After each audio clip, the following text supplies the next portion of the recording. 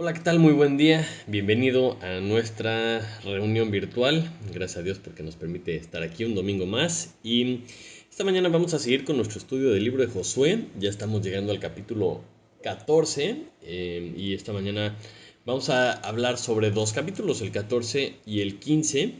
Entonces, te pido que me acompañes. Vamos a leer un poquito salteado unos puntos principales de esta lectura. Y empezamos en el 14, versículo 1, si quieres buscar tu Biblia, para que me acompañes. Dice así la palabra de Dios.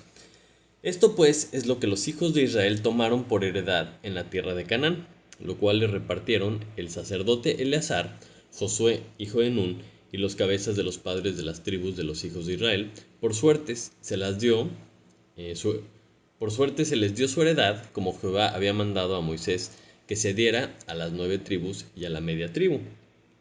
Y brincamos hasta el versículo 6 y dice, y los hijos de Judá vinieron a Josué en Gilgal, y Caleb, hijo de Jefone, ceneseo, le dijo, tú sabes lo que Jehová dijo a Moisés, varón de Dios, en Cades Barnea, tocante a mí y a ti. Yo era de edad de 40 años cuando Moisés, siervo de Jehová, me envió de Cades Barnea a reconocer la tierra, y yo le traje noticias como lo sentía en mi corazón. Y mis hermanos, los que habían subido conmigo, hicieron desfallecer el corazón del pueblo, pero yo cumplí siguiendo a Jehová mi Dios. Entonces Moisés juró diciendo, ciertamente la tierra que oyó tu pie será para ti y para tus hijos en herencia perpetua, por cuanto cumpliste siguiendo a Jehová mi Dios. Ahora bien, Jehová me ha hecho vivir, como él dijo, estos 45 años, desde el tiempo que Jehová habló estas palabras a Moisés, cuando Israel estaba por el desierto. Y ahora, he aquí, hoy soy de edad de 85 años. Todavía estoy tan fuerte como el día que Moisés me envió. ¿Cuál era mi fuerza entonces? Tal es ahora mi fuerza, para la guerra y para salir y para entrar. Dame pues ahora este monte, el cual habló Jehová aquel día, porque tú oíste en aquel día que los anaseos están ahí, y que hay ciudades grandes y fortificadas. Quizá Jehová estará conmigo y los echaré como Jehová ha dicho. Josué entonces le bendijo y le dio a Caleb, hijo de Jefone, a Hebrón por heredad. Por tanto, Hebrón vino a ser heredad de Caleb, hijo de Jefone, ceneseo, hasta hoy, por cuanto había seguido cumplidamente a Jehová, Dios de Israel. Mas el nombre de Hebrón fue antes Kiriat Arba, porque Arba fue un hombre grande entre los anaseos, y la tierra descansó de la guerra. Y de ahí acompáñame al capítulo 15, versículo 13, y dice, mas a Caleb, hijo de Jefone, dio su parte entre los hijos de Judá, conforme al mandamiento de Jehová a Josué, la ciudad de Kiriat Arba, padre de Anac, que es Hebrón. Y Caleb echó de ahí a los 3 hijos de Anac, a Sesai, a Imán y Talmai, hijos de Anac. Hasta ahí vamos a leer. Padre Santo, te damos muchas gracias esta mañana porque pues, nos permites seguir estudiando tu palabra, Señor. Padre, te damos gracias porque pues, tenemos la libertad de abrir tu palabra, de estudiarla, de platicarla entre nosotros, Señor. Y esta mañana te pido que nos ayudes a aprender algo más, Señor, que podamos ver claramente la lección que tú tienes para nosotros por medio de esta tu revelación. Y te pido que tu espíritu nos mueva, Señor, que nos ponga el querer como el hacer por tu buena voluntad, Señor, que traiga convicción en nuestras vidas y podamos vivir para ti conforme a tu voluntad, Señor. Te lo pedimos en el nombre de Jesús. Amén. Amén. Muy bien, un poquito el contexto y lo que habíamos visto la semana pasada. A partir del capítulo 13 estamos viendo la repartición de la tierra, ¿no? Este encargo que Dios le había hecho a Josué.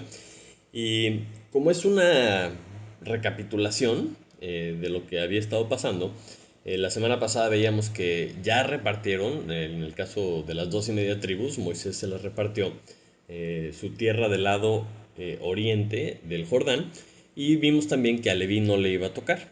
Entonces, ahora entramos del lado occidental del río Jordán y le toca su repartición a las 9 tribus y media que faltaban. Y empezamos por Judá y menciona a Caleb. Esto es importante porque es el primero que recibe su heredad ya dentro de la tierra de Canaán. Vamos a ver en estos 2 capítulos describe que es mucha su heredad, o sea, reciben mucho porque eran mucho pueblo, era la tribu más grande en ese momento. Y también vemos una recapitulación de por qué a Caleb le toca una parte especial, porque hereda una ciudad como cumplimiento de la promesa que Dios le había hecho 45 años antes. Entonces vamos a empezar un poquito con Judá. Y para esta repartición es interesante que menciona varias veces el libro de Josué que la tierra se repartió por suertes. Es decir, ya que la habían reconocido, incluso ya que la habían conquistado, matado a los reyes y todo lo que habían hecho, seguramente la separaron por partes, ¿no? Identificando de este arroyo a este monte, esta parte del desierto, de este río a este río, de este lago a este mar, etcétera, etcétera. Y ya que tenían la tierra separada en partes, la repartían por suerte, es decir, echaban algún tipo de suerte y conforme iba saliendo, pues iban asignando las tribus. Y digo que es interesante esto de la suerte porque como dice Proverbios, la suerte se echa en el regazo, más de Jehová es la decisión de ella. Entonces, básicamente lo que quería dejar claro Josué al declarar esta frase varias veces es que o sea, no es que alguien tuviera algo que ver en la repartición, no es que hubiera preferencias, no es que hubo mano negra como dicen, sino que solamente Dios había decidido. Por eso el versículo 1 del capítulo 14 dice que primero, en los que repartieron la tierra, el primero en repartir fue Eleazar, que era el sacerdote. Y lo pone antes de Josué y antes de todos los padres de las tribus para que quede claro que esto venía directamente de Dios. Y esto es importante entenderlo porque más adelante no, iba a evitar problemas. De decir, oye, ¿por qué me tocó a mí esta tierra y por qué no? Y esta está más bonita, yo quería montañas y yo no quería valles. O sea, de esta forma la gente iba a entender que esto venía de Dios. Y eso es fundamental para evitar envidias y evitar problemas, ¿no? Y lo mismo pasa en nuestras vidas también. Cuando tú entiendes que cada uno de nosotros tenemos todo lo que tenemos, desde cómo somos y todo lo que Dios nos ha dado, pues viene de parte de Dios. Entonces de esta forma evitamos envidias o evitamos hacer enemistades entre nosotros por causa de lo que Dios nos dio. Y esto sin duda era algo que Dios quería dejar claro, ¿no? Que esto venía de Él y entonces todo el mundo lo tenía que aceptar. Pero entonces, podríamos hacernos la pregunta, ¿por qué Judá? O sea, ¿por qué Judá empieza, no? Y tendríamos que ir un poquito hacia la historia, y para esto necesito que me acompañes a Génesis, capítulo 48, de 49, y vamos a retomar un poquito lo que dice Jacob cuando está haciendo las bendiciones hacia sus hijos. Génesis 49, versículo 8. Dice así, Judá, te alabarán tus hermanos, tu mano en la cerviz de tus enemigos. Los hijos de tu padre se inclinarán a ti. Cachorro de león, Judá, de la presa subiste, hijo mío, se encorvó, se echó como león, así como león viejo. ¿Quién lo despertará?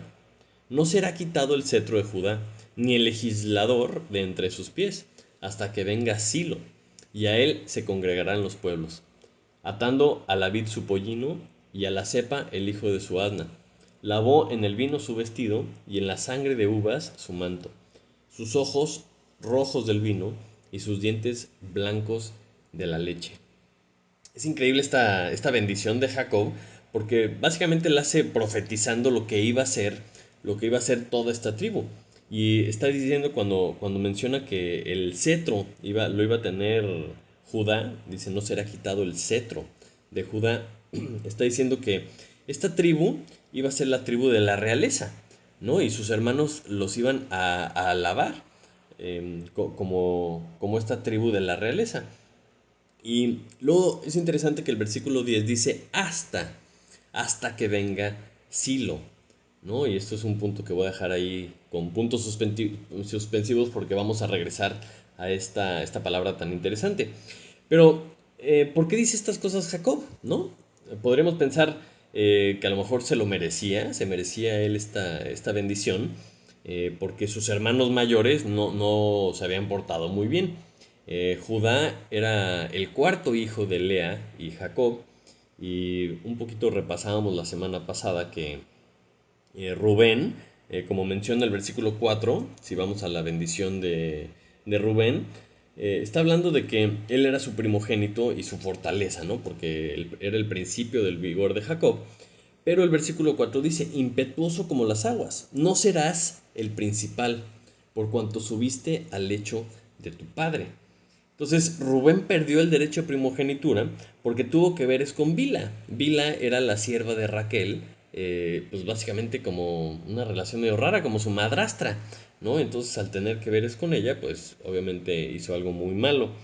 Y en el caso de Simeón y Leví, vimos la semana pasada que mataron a Siquem y a todo su pueblo. Y entonces el siguiente, pues era Judá. Pero entonces a lo mejor pensaríamos, oye, pues ha de haber sido un cuate ejemplar, Judá, para que le tocara esta bendición tan increíble que menciona Jacob. Pero a veces es difícil hablar o entender la elección de Dios, porque si vemos a las personas que Dios elige, si vemos a las personas en la Biblia que Dios ha escogido, vamos a poner por ejemplo a Abraham. O sea, Abraham no era alguien especial, no, ¿cómo se dice? No lo escogió Dios por sus obras o por su gran devoción. Pues era un pagano, ¿no? Idólatra que vivía en Ur de los Caldeos, no era nada especial antes de conocer a Dios. Pero tenemos casos como Noé, ¿no? Que dice que halló gracia delante de Dios y dice la Biblia que era varón justo. Entonces tenemos estos contrastes de personas a lo mejor un poco más o un poco menos merecedoras, pero a fin de cuentas Dios escoge a quien Él quiere. Pero entonces, regresando un poco al caso de Judá, si él no era ejemplar, ¿no? Y claramente no era ejemplar su forma de vivir, basta con leer Génesis 38, que nos deja claro que pues, no se portó tampoco así muy ejemplarmente, ¿no? Él también tuvo que ver es con Tamar, su nuera, ¿no? Una cosa tremenda, puedes leerlo ahí en Génesis 38.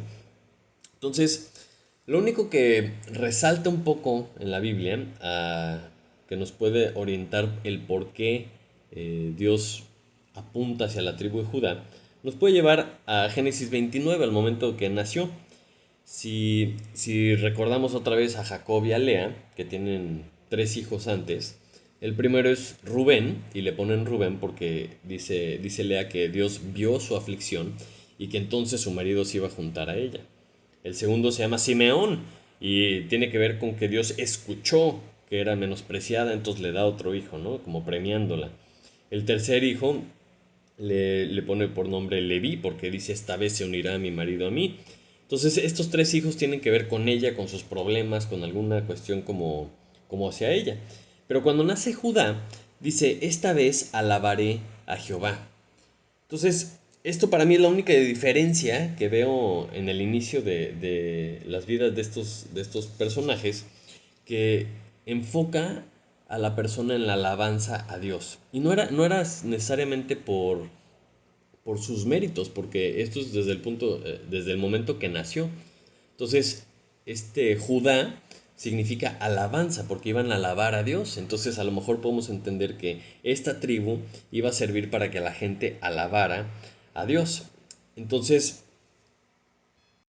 ahora sí podemos entender por qué en la bendición de Jacob dice que iba a ser el cetro de Jehová, ¿no? Y iba, la bendición gira alrededor de esta palabra que se llama silo, que en el Antiguo Testamento es sinónimo del Mesías porque significa a quien pertenece el cetro o a quien pertenece la alabanza, ¿no?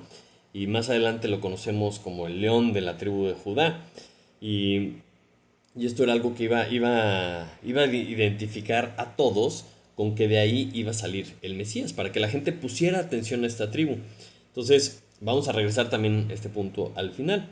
Y si regresamos a nuestro pasaje, vemos que en la repartición de la tierra llega Judá mostrando esta iniciativa para reclamar la tierra que le tocaba a ellos. Y llega junto con ellos Caleb, que era parte de la tribu de Judá. Y aparte de Josué, era el único viejito que quedaba, ¿no? O sea, habían muerto todos los que no confiaron en Dios. Y Dios les promete a ellos dos que le iban a heredar y que no iban a morir en el desierto como lo hizo toda la generación anterior. Entonces, acompáñenme de regreso a ver la historia que nos narra aquí Josué de lo que dijo Caleb en versículo 6 del capítulo 14. Dice, y los hijos de Judá vinieron a Josué en Gilgal y Caleb, hijo de Jefones en Eseo, le dijo, tú sabes lo que Jehová dijo a Moisés, varón de Dios, en Cades Barnea, tocante a mí y a ti. Esto está haciendo una recapitulación de lo que había pasado en aquel momento, que Moisés envía a los 12 espías a reconocer la tierra, y solamente Josué y Caleb regresan emocionados, regresan motivados, porque la tierra era muy buena, ¿no? Era algo padrísimo, algo que podía ser bueno para vivir. Y todos los demás, los otros 10 espías, con sus palabras y con su miedo y con lo que habían visto, hacen desfallecer el corazón de la gente, ¿no? Empiezan a enfocarse en que ay, hay gigantes y tienen ejércitos y tienen ciudades fortificadas, y empiezan a poner la misión como si fuera algo imposible. Entonces, con estas palabras que vemos de Caleb, vamos a resaltar algunas cosas. Primero que nada, en el versículo 12 del capítulo 14, dice: Dame pues este monte del cual habló Jehová aquel día, porque tú oíste en aquel día que los anaseos están ahí, y que hay ciudades grandes y fortificadas. Quizá Jehová estará conmigo, y los echaré, como Jehová ha dicho. Entonces me encanta esta forma en la que habla, porque demuestra la fe que tenía Caleb. Y está repitiendo el mismo ciclo que hemos visto con Josué. Porque primero que nada menciona lo que Dios dijo. Y eso nos enseña que está escuchando. Y él pone por encima lo que Dios dice de lo que él estaba viendo. Pone por encima de su vista, de su temor, de su humanidad, lo que Dios había dicho.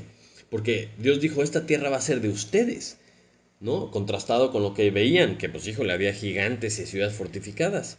Entonces, esta fe que él tuvo en Dios la pone en acción y se repite el ciclo, ¿no? Escucha lo que Dios dice, lo cree, obedece y se santifica para apartarse y hacer la voluntad de Dios. Y es el mismo ejemplo que había hecho Josué y lo han estado repitiendo todos estos años.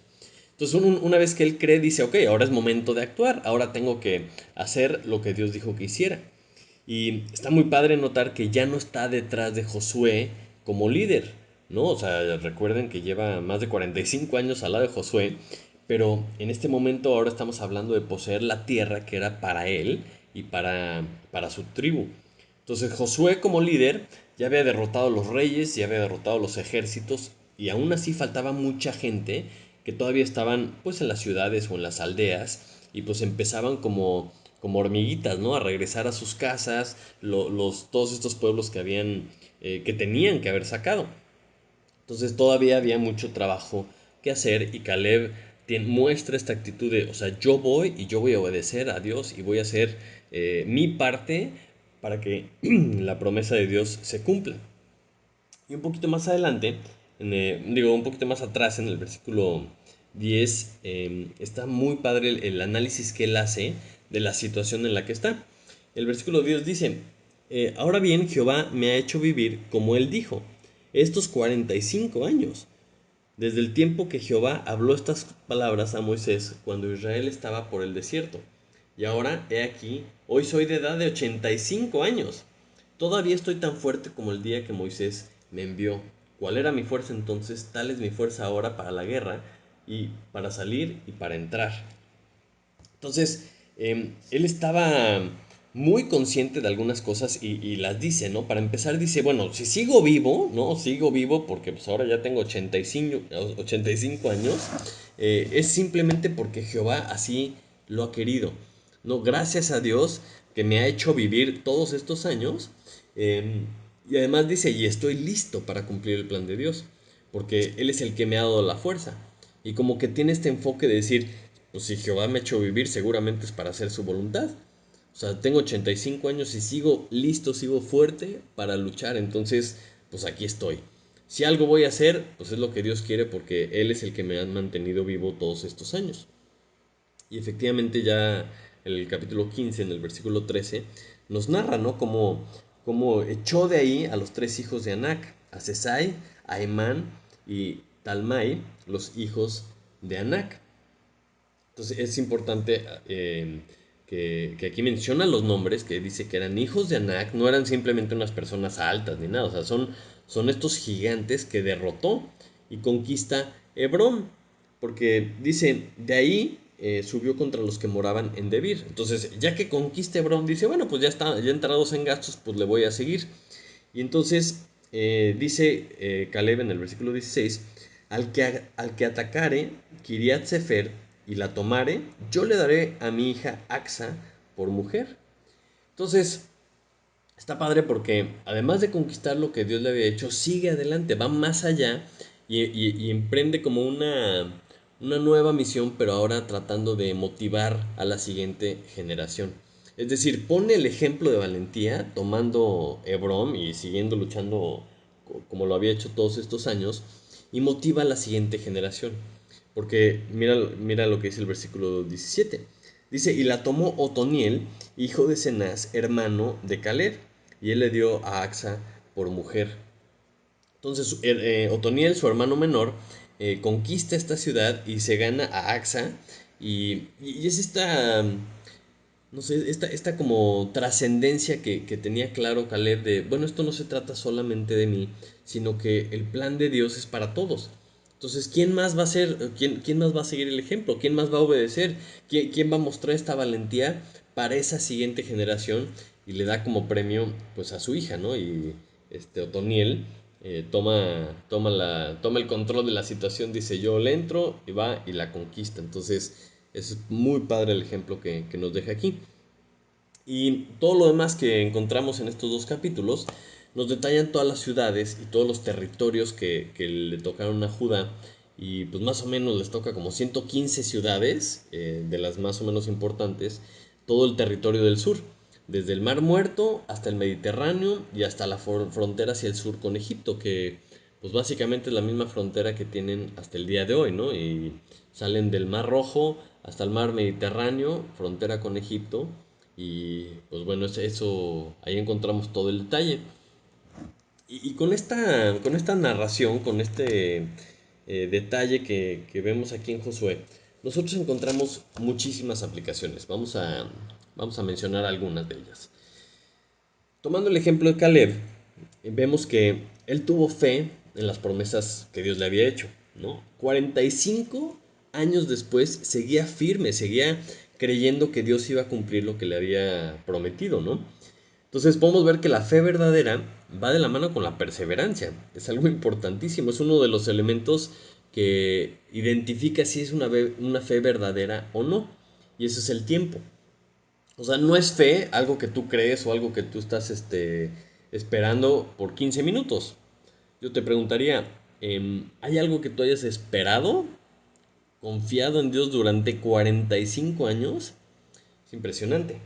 Pero, o sea, ¿qué promesas te has escuchado que Dios te haya hecho? ¿Qué promesas has escuchado a las que te aferres de tal forma que puedan motivar lo que tú haces? No todos los días. O sea, todos los días de tu vida. ¿Qué promesa tienes clara como para decir, esto es algo que Dios me ha dicho? Entonces, en la junta que tuvimos la semana pasada, el día jueves, estudiamos un poquito lo que dice Efesios 4 y vamos a repasarlo porque es algo que nunca sobra repetir lo que dice Efesios 4, y voy a leer tantito del 11 al 16. Dice, y él mismo constituyó a unos apóstoles, a otros profetas, a otros evangelistas y a otros pastores y maestros, a fin de perfeccionar a los santos para la obra del ministerio, para la edificación del cuerpo de Cristo, hasta que todos lleguemos a la unidad de la fe y del conocimiento del Hijo de Dios, a un varón perfecto, a la medida de la estatura de la plenitud de Cristo, para que ya no seamos niños fluctuantes llevados por doquiera de todo viento de doctrina, por estratagema de hombres que para engañar emplean con astucia las artimañas del error, sino que siguiendo la verdad en amor, crezcamos en todo en aquel que es la cabeza, esto es Cristo, de quien todo el cuerpo, bien concertado y unido entre sí por todas las coyunturas que se ayudan mutuamente, según la actividad propia de cada miembro, recibe su crecimiento para ir edificándose en amor. Hablábamos de este pasaje porque es lo que tenemos que hacer como iglesia, es lo que tenemos que hacer como cuerpo. Entonces, si Dios nos ha dado diferentes funciones y tenemos que ir creciendo hasta que las podemos, vamos a decir, ejercer, podemos hacer nuestra parte en el cuerpo para funcionar bien como cuerpo, es clave lo que dice el versículo 13, que tenemos que perfeccionar a los santos hasta que todos lleguemos a la unidad de la fe y del conocimiento del Hijo de Dios. Entonces, podemos entender que si esto no ha sucedido, si no hemos llegado ahí, entonces tenemos que seguirle. No tenemos que seguir creciendo en unidad, tenemos que seguir buscando esa función que cada uno tenemos hasta que Jesucristo regrese.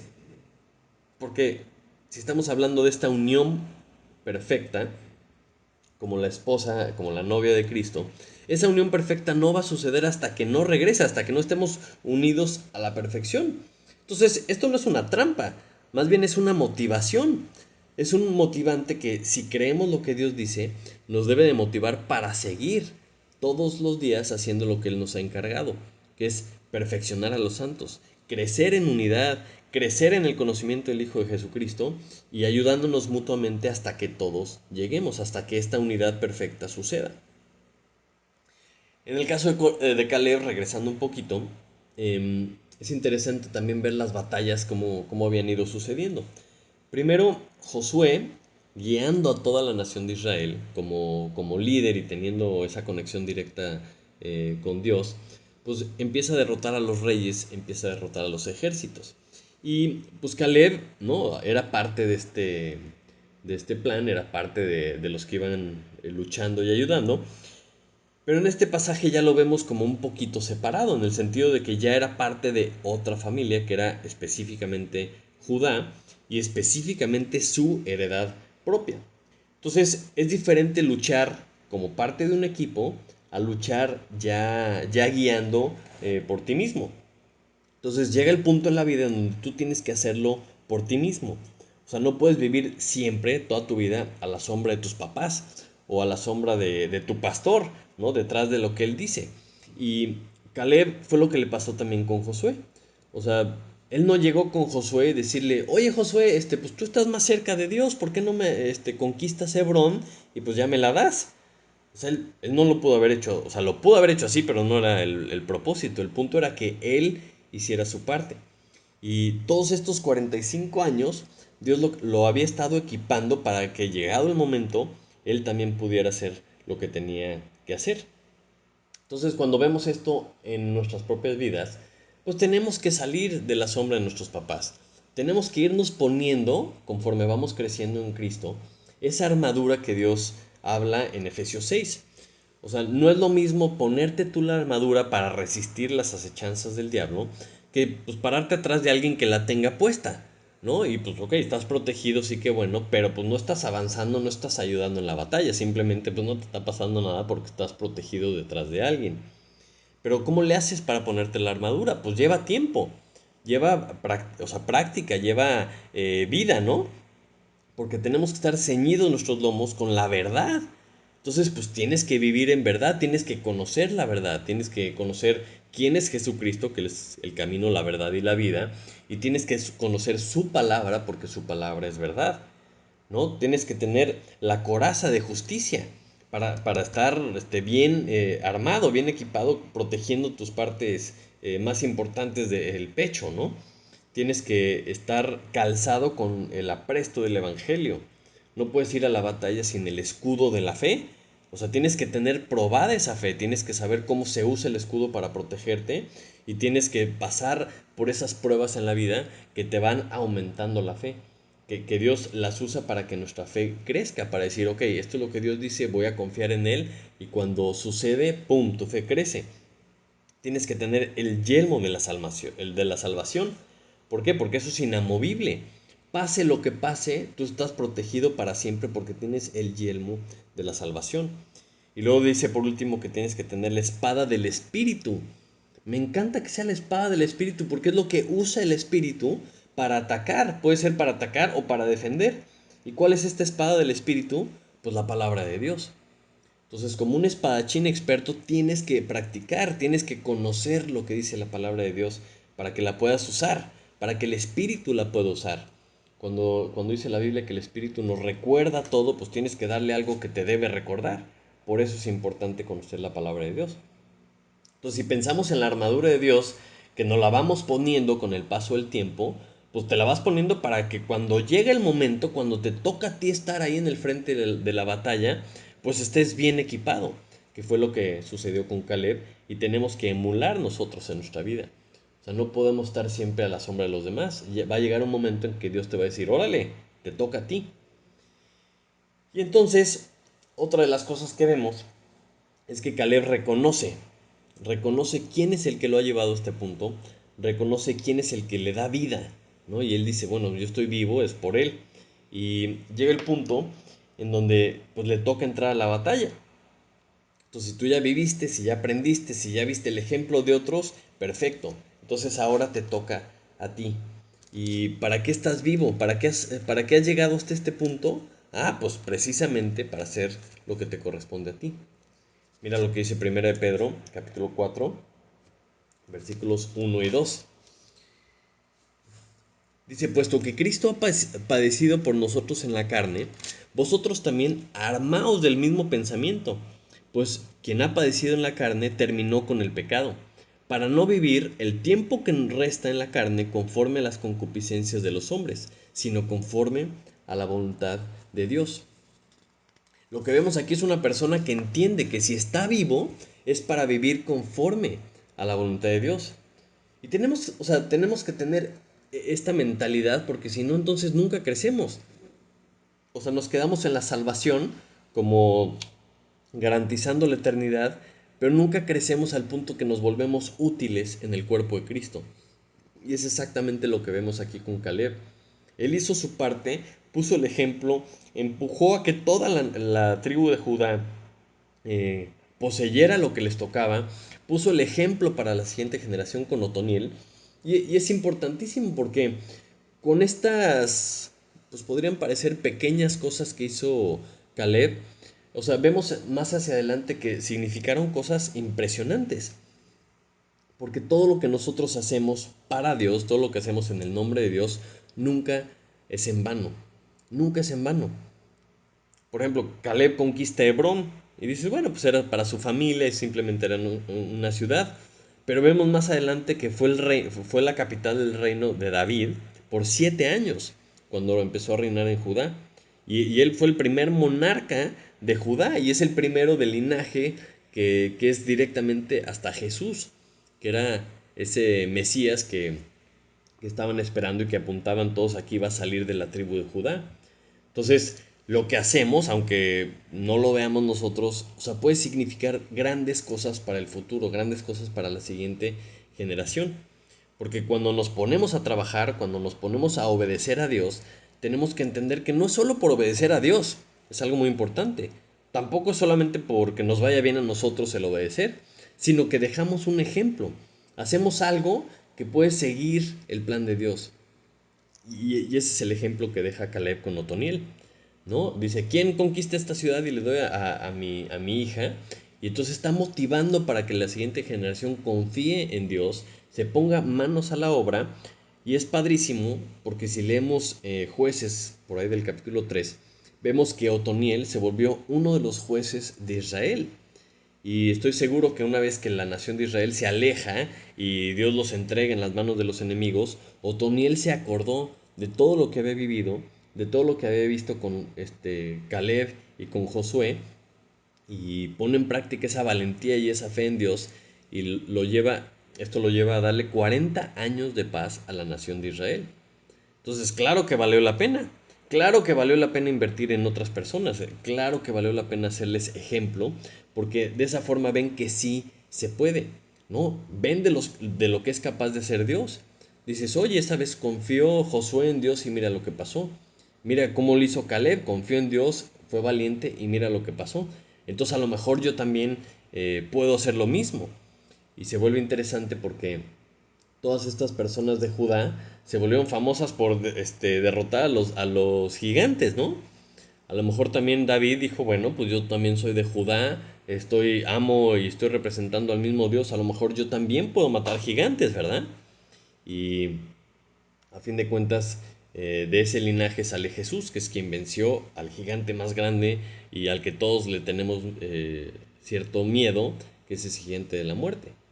Entonces, todo esto como que nos motiva, nos anima a ser como Caleb, a ser como esta tribu de Judá que hizo lo que Dios le había dicho, que se aferró a las promesas que Dios había hecho y, y pues tiene resultados espectaculares. Sin embargo, no todo es color de rosa, ¿no? Porque nuestro capítulo 15 de esta mañana cierra con un versículo que es para anotarlo. Dice el versículo 63 del capítulo 15.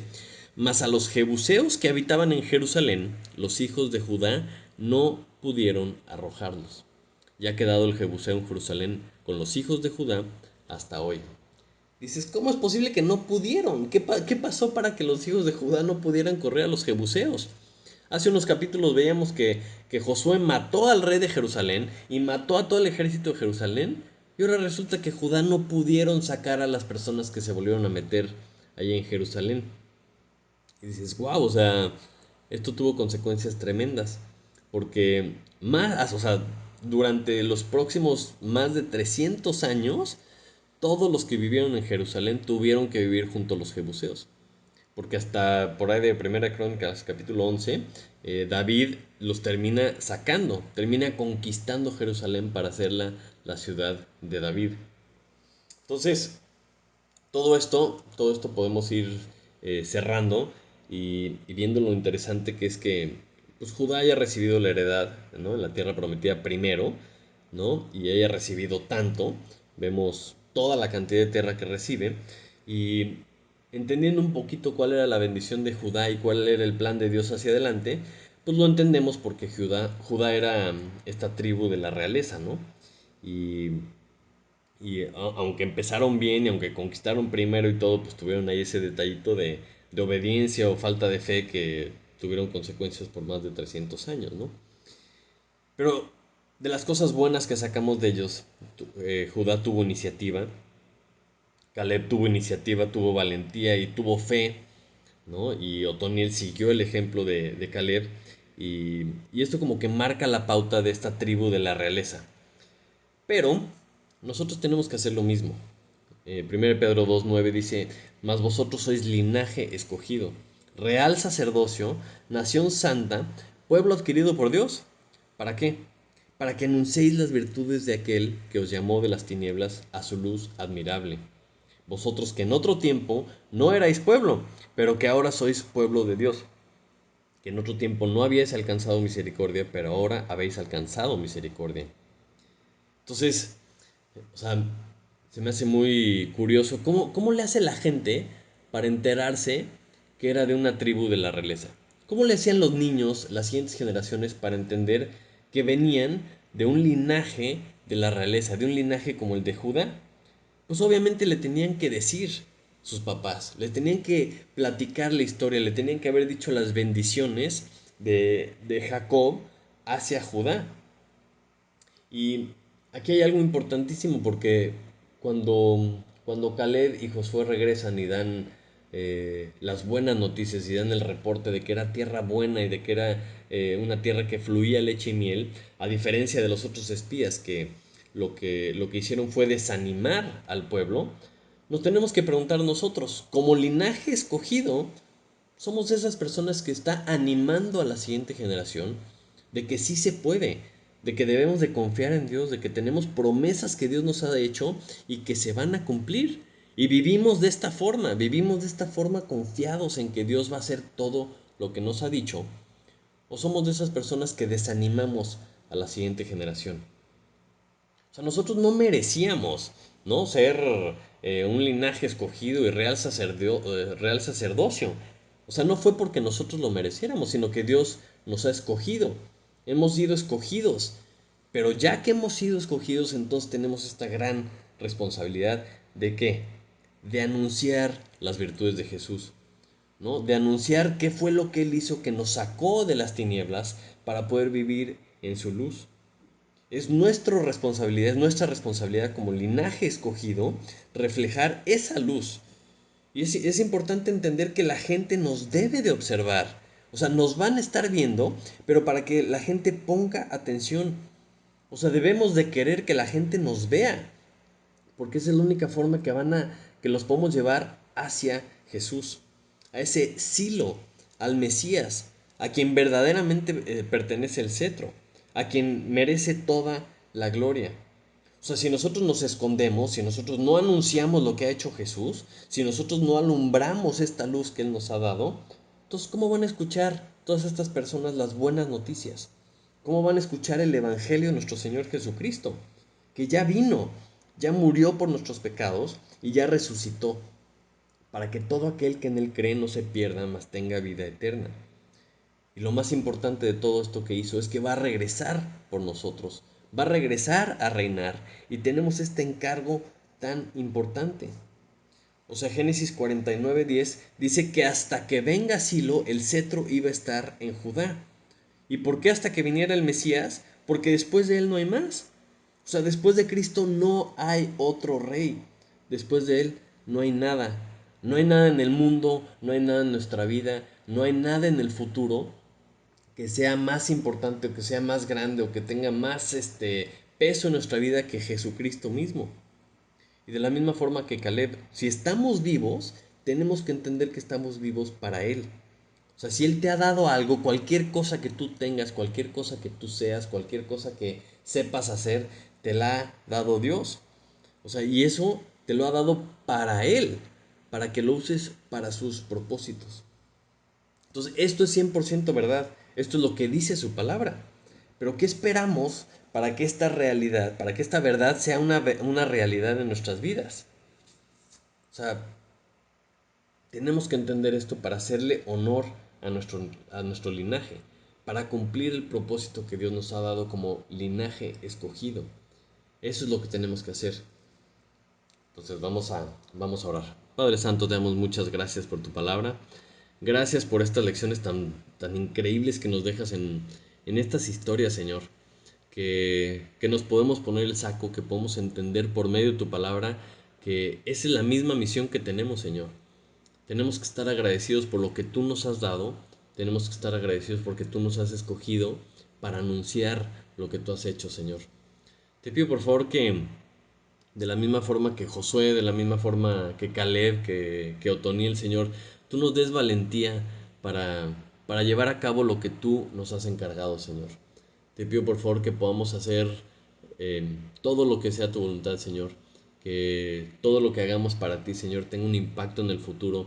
Que podamos seguir transmitiendo a la siguiente generación la importancia que tiene, Señor, obedecerte a ti, vivir para ti, Señor, para que tu obra, para que tu reino siga creciendo hasta que tú regreses por nosotros, Señor. Te damos muchísimas gracias por esto y te lo pedimos en el nombre de Jesús. Amén. Y amén. Muchísimas gracias por conectarte esta semana. Espero que Dios te bendiga muchísimo. Gracias a Dios ya estamos en semáforo verde. Quiere decir que nos podemos juntar un poquito más a gusto. Seguimos con todas las medidas por si quieres juntarte de manera presencial. Y pues que Dios te bendiga y estamos en contacto. Hasta la próxima.